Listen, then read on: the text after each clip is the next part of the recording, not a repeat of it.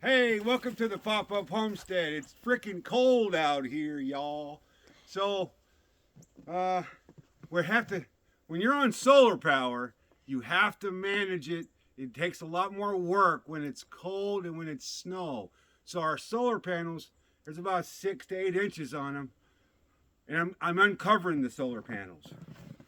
So what does that mean? Let me show you. So you can see, I take this broom, big push broom, get up on the ladder, and I just pull it off. Pull it right off, and you can see it's clearing up. We're getting some sun today. It's beautiful. And it's got a little bit more to go. Beautiful 9 degrees out. Yeah, beautiful. Yeah, 9. Beautiful 9. It's wonderful. All right, so she is going to show you in action.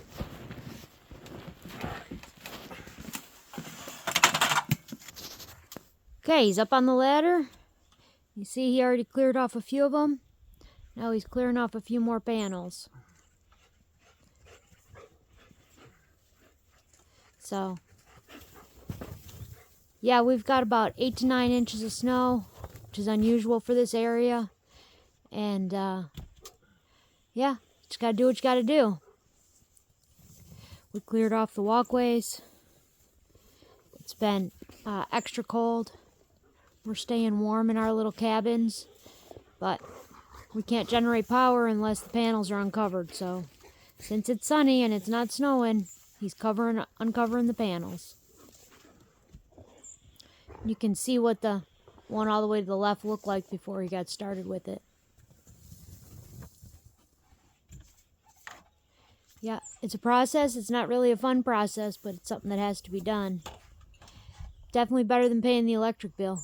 It's how it works. And now, as soon as I uncovered them, the sunshine starting to charge us up.